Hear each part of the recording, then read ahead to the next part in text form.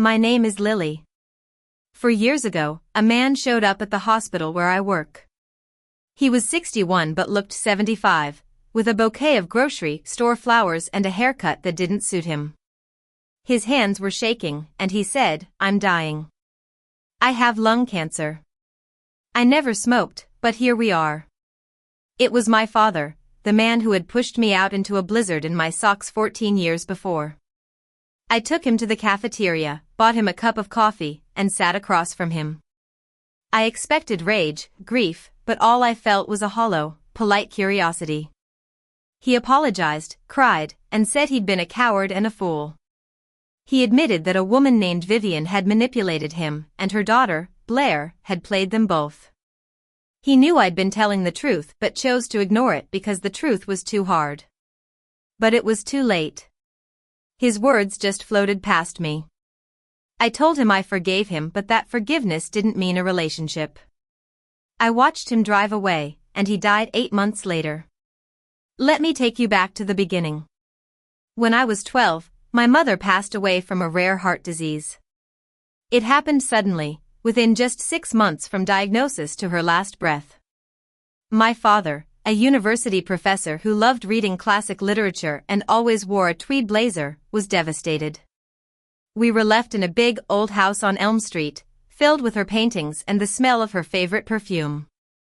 After her death, our lives changed. My father started working long hours, and I became a loner, spending most of my time in my room.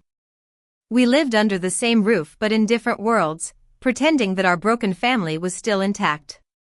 Then, my father met Vivian. She was a well-known art gallery owner in town, and she had a daughter, Blair, who was 15 at the time. Blair was beautiful, with long, dark hair and a charming smile that could light up a room. I thought maybe this new family could be a fresh start for us. But I was terribly wrong. From the moment they moved in, Blair hated me. She was sneaky. My favorite book would go missing and turn up weeks later with pages torn. My school projects would disappear right before the due date. She'd tell my father, with a concerned look on her face, that I seemed depressed and might need professional help. One summer, I sat my father down at the kitchen table and said, "Dad, something is wrong. Blair is doing things. She's lying about me." He looked at me as if I'd lost my mind and said, "Honey, she's been so kind to you. You need to give this family a chance." Then Vivian walked in with a tray of tea, and the conversation ended. After that, I learned to keep my mouth shut and lock my door. What I didn't know at the time was that my mother had left me a trust fund of $50,000 in a local bank, along with some stocks she'd been investing in before her illness. The money was supposed to be mine when I turned 18, and my father was the trustee. Somehow, Vivian got a hold of the paperwork. 3 days before Christmas, I came home from a study session at the library.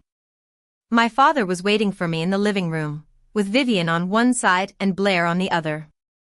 He held up my mother's pendant, the one she always wore and had given to my father before she died. He asked, "Where did you get this?" I was shocked. I said, "I don't know what you're talking about." He replied, "Blair found it in your jewelry box. She was looking for a bracelet she'd lent you. Don't lie to me." I started to cry because I could see that I wasn't going to be believed. Blair sat there, looking innocent and concerned, while Vivian rubbed my father's back. I swore I didn't take it, but my father accused me of stealing. For 3 days, I was confined to my room. He took my phone and laptop and told my school I was sick. Vivian brought me food and asked me to tell the truth, but I knew she was part of the plan. Blair stayed away because she knew I'd lose my temper and prove their false accusations. On Christmas Eve, my father came into my room at 7 p.m. and said, "Vivian found $300 in your drawer. You've been taking money from her purse." I pleaded with him, "Dad, please. She's setting me up." He said, "I called your aunt in California. She doesn't want you either. I can't have a thief in this house." Then, he walked me to the front door, opened it, and pushed me out into the snow. I stood on the porch in my socks, watching him lock the door behind me. Through the window, I could see Blair sitting on the couch by the Christmas tree, smiling. I started walking. The snow was already past my ankles, and the cold was numbing. I kept thinking I needed to get to the main road, though I didn't know why. It was Christmas Eve, and everyone was inside their warm homes. I passed the old church and the closed-down bookstore on my way. I thought I was going to die out there. I was tired and felt so alone. That's when I saw a car, an old sedan with a wooden roof. It slowed down and stopped beside me. A woman with short, silver hair and kind eyes rolled down the window and said, "Honey, get in this car right now." I got in without hesitation.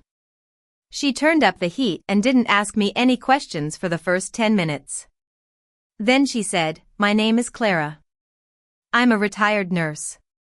I'm taking you to the emergency room because I think your feet are in trouble." I started crying. She just reached over and held my hand. At the hospital, I had frostbite on 2 toes. The doctor, Dr. Lee, was very kind. She asked me what had happened, and I told her everything. She wrote it down and called a social worker. The social worker said I wasn't going back home that night. Clara stayed with me. She had been on her way home from her friend's house but canceled her plans to take care of me. She sat in the hospital chair next to my bed until the social worker found a place for me. They placed me with my grandmother, Rose. I hadn't seen her in 4 years because my father had cut her off after my mother's funeral. He said she reminded him too much of my mom, but the real reason was that she didn't approve of Vivian. She had told him to take things slow and think about me, but he didn't like that. Rose was a retired schoolteacher. She drove through the snowstorm at midnight to pick me up. When she walked into the hospital room, I hardly recognized her. She had more wrinkles and gray hair, but her eyes were still full of love. She took my face in her hands and said, "You're coming home with me. You're safe now." I lived with my grandmother for the next 9 years. She helped me get back into school and make new friends. It was hard at first, especially learning to trust again. For the first few months, I locked my bedroom door at night, but she never said a word. She just made me breakfast every morning and let me heal at my own pace.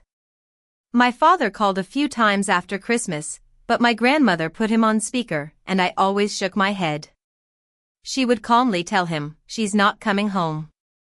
After a few calls, he stopped trying. 2 years later, my grandmother found out about the trust fund. She used her skills as a researcher to dig into the matter. She hired a lawyer, and after a long legal battle, when I turned 18, my father was removed as the trustee. He was ordered to repay $65,000 with interest and was reported to the Professional Ethics Committee for his breach of fiduciary duty. He lost his job at the university. Vivian left him 6 months later. She took Blair and went back to New York. Blair went to a fashion school there and got a degree in design. I used to dream of ruining her life, but then I met a little girl named Ava. I was 23, working my first shift in the pediatric oncology unit at a hospital. Ava had leukemia. Her parents were divorced, and her stepmother rarely visited. Her father came once in a while but didn't know what to say. One night, I sat with Ava for an hour while she cried about her hair. I held her hand and told her she was beautiful. She fell asleep holding my hand, and I realized I couldn't waste my life on revenge. I stopped writing letters to Blair and stopped checking her social media. I let go of my anger. My grandmother passed away when I was 25. She left me her house and a letter that said, "Don't let anger consume you. Use your pain to make the world a better place." I'm 31 now. I live in the house my grandmother left me. I have a husband, a gentleman who is a music teacher, and a daughter named Rose after my grandmother.